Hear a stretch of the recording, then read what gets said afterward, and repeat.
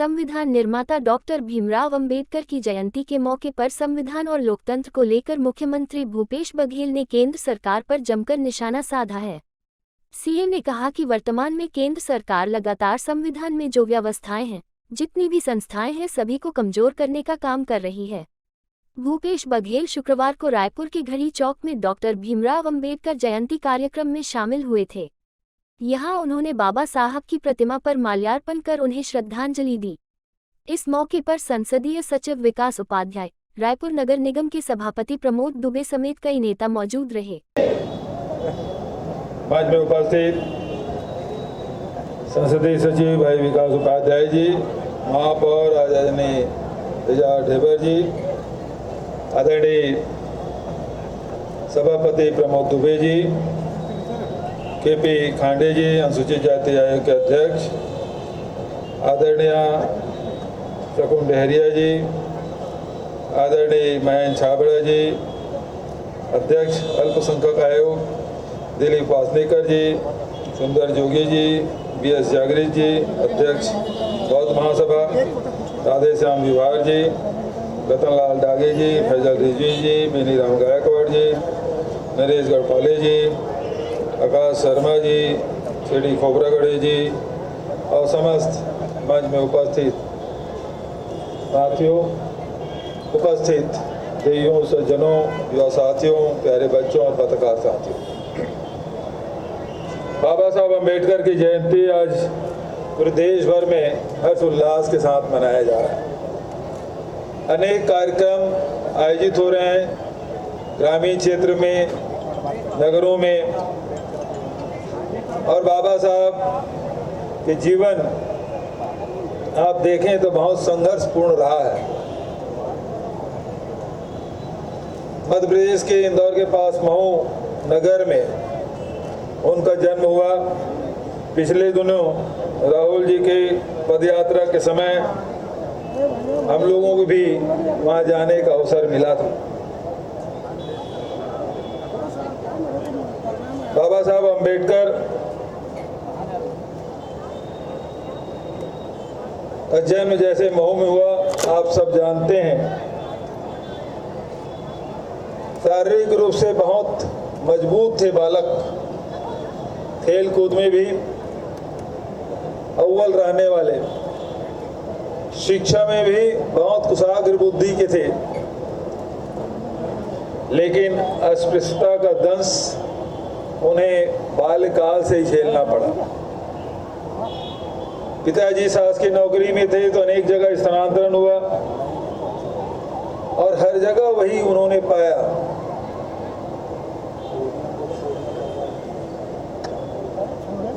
धीरे धीरे आगे बढ़ते गए और पूरे देखा कि भारतीय समाज में जो सबसे बड़ी कमजोरी है वो अस्पृश्यता की है। इसके लिए वो आवाज लगातार उठाते रहे। भारतीय दर्शनों में हम देखते हैं कि वसुधैव कुटुंबकम की बात होती है, पूरा विश्व हमारा परिवार है। तो वैचारिक रूप से तो हम बहुत ऊंचे हैं, लेकिन हमारा जो व्यवहार है वो बहुत ही, कह सकते हैं कि जितना विशाल विचार है उतना ही छोटा हमारा व्यवहार आप दिखाई देगा। हम कुत्ते बिल्ली के गोद में ले सकते हैं, लेकिन मनुष्य के साथ भेदभाव करते हैं, छुआछूत करते हैं, अस्पृश करके अपमानित करते हैं। इस पीड़ा को देश के बहुत से महापुरुषों ने महसूस किया, उसके लिए संघर्ष किया।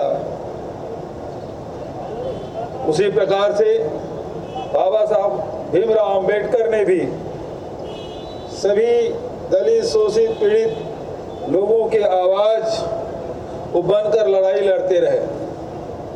एक तरफ देश में आज़ादी की लड़ाई लड़ी जा रही थी, दूसरी तरफ बाबा साहब अम्बेडकर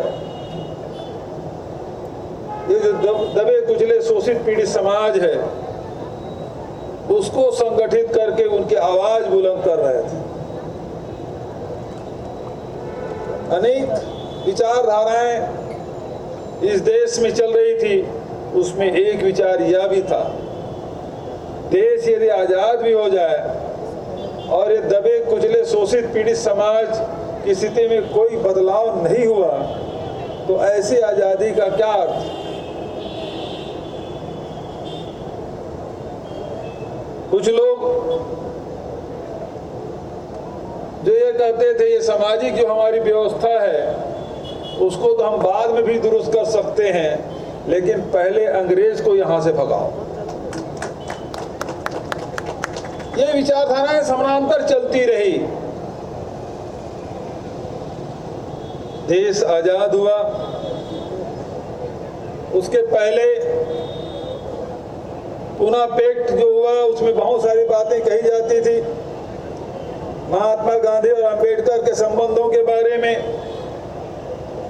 लेकिन देश आजाद हुआ, नेहरू जी प्रधानमंत्री बने और महात्मा गांधी ने नेहरू जी के बुला के कहा कि कानून मंत्री यदि किसी को बनाना है तो बाबा साहब भीमराव अंबेडकर को बनाना। संविधान सभा के गठन किया गया और उसके अध्यक्ष किसी को बनाना है तो बाबा साहब भीमराव अंबेडकर को बनाना। और उन्होंने जो संविधान बनाया, उसके अध्यक्षता में जो संविधान बना, आज 135 करोड़ की आबादी वाले देश के लोगों की सबसे बड़ी ताकत वही है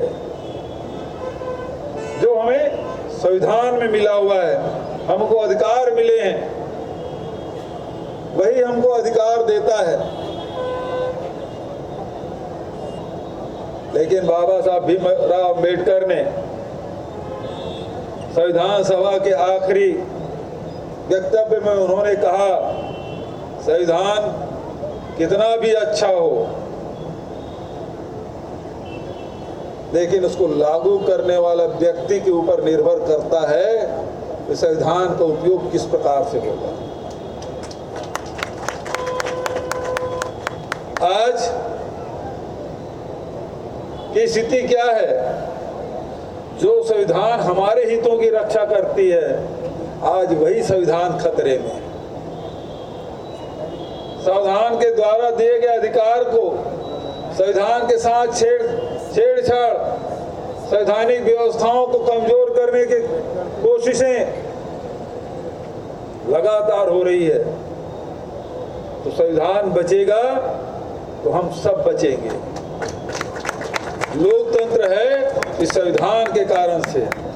यदि ये संविधान नहीं बचेगा तो हम सब खतरे में पड़ जाएंगे, चाहे वो अनुसूचित जाति हो, जनजाति हो, पिछड़े वर्ग के हो, चाहे वो महिलाएं हो, युवा हो, चाहे अल्पसंख्यक हो, कोई भी वर्ग हो, यही संविधान आपको अधिकार संपन्न बनाती है। आदरणीय साथियों,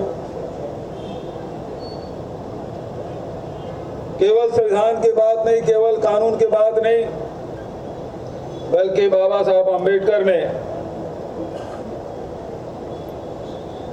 समाज की संरचना, समाज में बदलाव लाने की भी प्रयास किया। हजारों की तादाद में नागपुर में, लाखों की तादाद में बाहर समाज के लोग जाके बौद्ध धर्म ग्रहण किया।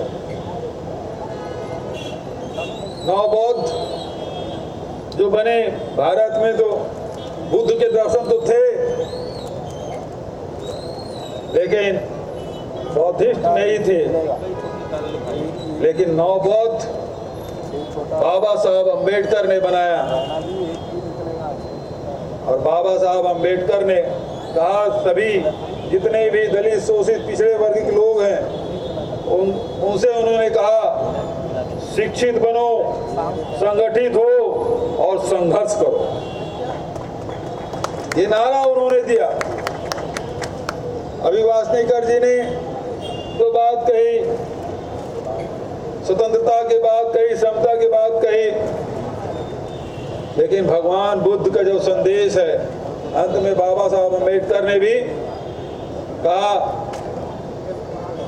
प्रज्ञावान बनो, करुणावान बनो, मैत्री करो।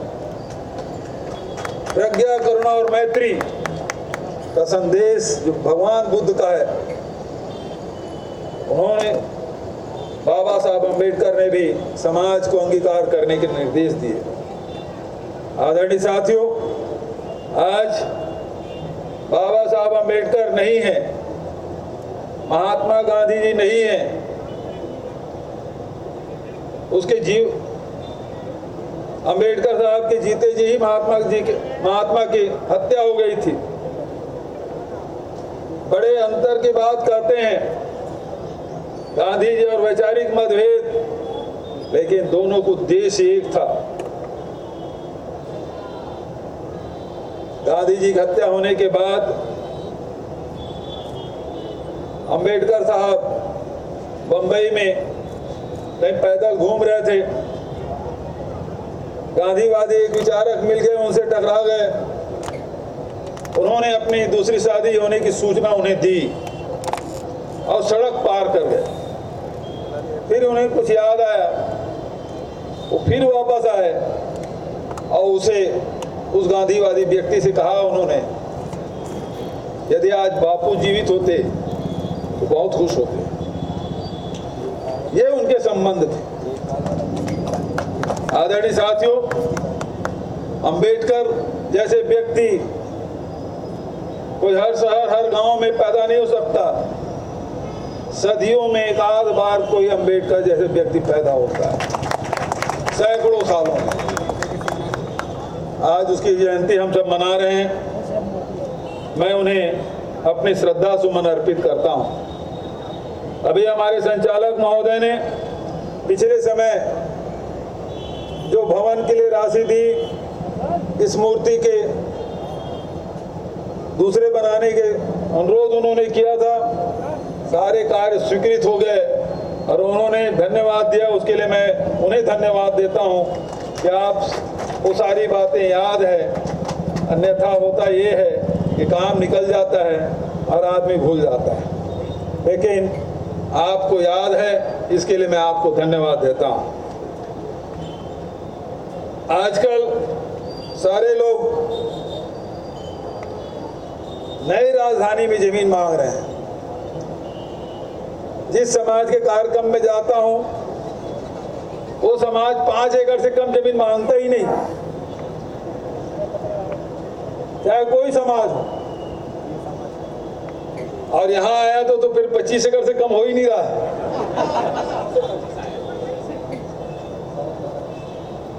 वासनीकर जी प्रशासनिक सेवा में थे, कमिश्नर के रूप में रिटायर हुए। उनको मालूम है एनआरडीए वो व्यवसायिक संगठन है। आपको जितनी जमीन चाहिए पैसा दीजिए, ले लीजिए, अन्यथा शासकीय भूमि देख लीजिए। और उसके लिए भी हमने नीति बना ली है। जो अनुसूचित जाति, जनजाति, पिछड़े वर्ग के लोगों को 10% में आपको भूखंड उपलब्ध कराया जाएगा। जो अपर क्लास के हैं उसको 15%। तो सबके लिए व्यवस्था हमने कर दी है। और आपको पहले जमीन चिन्हांकित कर लीजिए। राजस्व विभाग में अधिकारी थे, उसकी प्रक्रिया का आप जानते हैं। उतनी जमीन आपको जहां उपलब्ध मिले वो ले लीजिए। एनआरडीए में तो आपको एनआरडीए के अधिकारियों से बात कर लीजिए और जितना पैसा जमा कर सकते कर लीजिए, उतना जमीन ले लीजिए। ना तो शासकीय भूमि देख लीजिए, जितना जमीन लेना है। हमने किसी को मना नहीं किया। राशि जमा कर रहे हैं, रजिस्ट्री करा रहे हैं और रजिस्ट्री होने के बाद समाज को भवन बनाने के लिए पैसा दे रहे हैं। आपसे भी आग्रह कि भाई जितनी जमीन आप, जितना समाज के लोग मांग रहे हैं, मैं हिसाब लगा रहा तो उतनी जमीन तो बची नहीं है नई राजधानी में। और ऊपर से आप 50-100 एकड़ की बात कर रहे हैं। और जो जिस उद्देश्य के लिए कर रहे हैं उसके लिए मैं आपको बताना चाहता हूं, अनुसूचित जाति के लिए 200 सीटर हॉस्टल और वहाँ ट्रेनिंग के लिए व्यवस्था की जाएगी, कोचिंग की व्यवस्था की जाएगी। इसकी हमने घोषणा की है।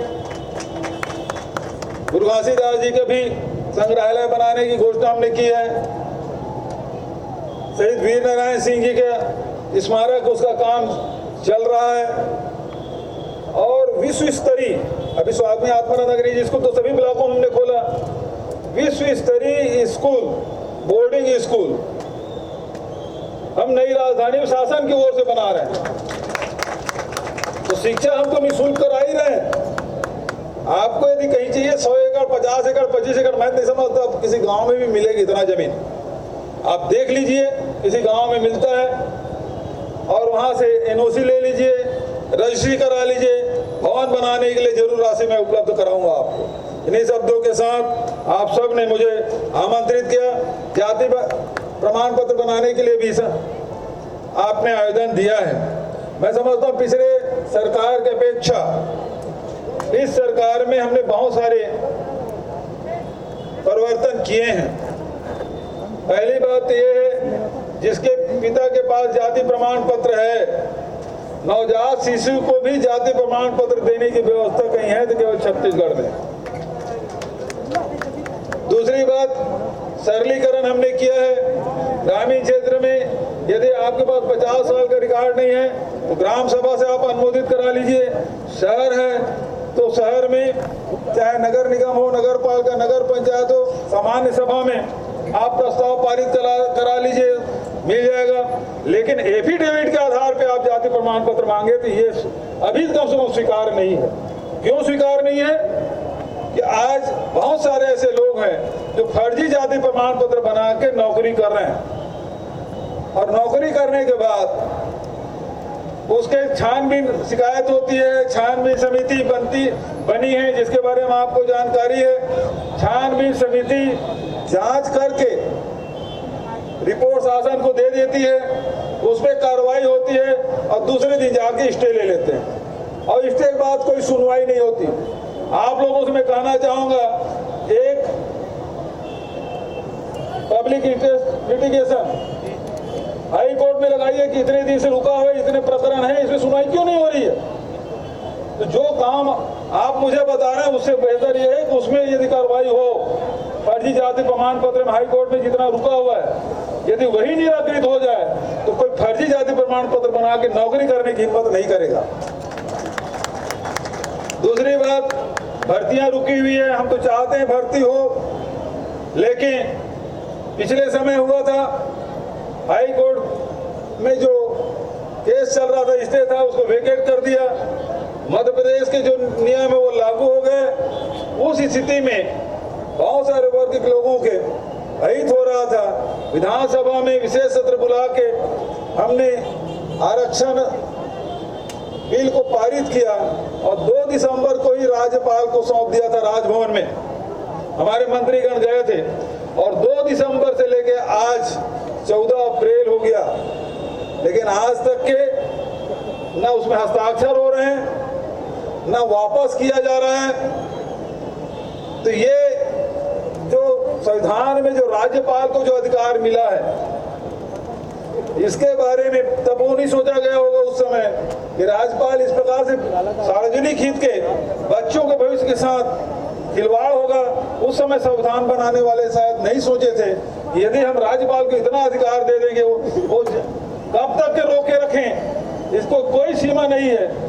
आज 4-4 महीने हो गए, 5 महीने हो गया, हमारे बच्चों की भर्ती नहीं हो रही है। अभी मेडिकल कॉलेज, इंजीनियरिंग कॉलेज सबकी भर्ती होना है, नीट के परीक्षा का आयोजन करना है और ऐसे में यदि आरक्षण बिल लागू नहीं होगा तो बच्चों की पढ़ाई से लेके नौकरी में भर्ती तक के सभी प्रभावित हो रहा है। तो ये जो मांग है वास्तविकर जी, आप मुझे सुनाए हैं, मैंने तो अपना काम कर दिया है।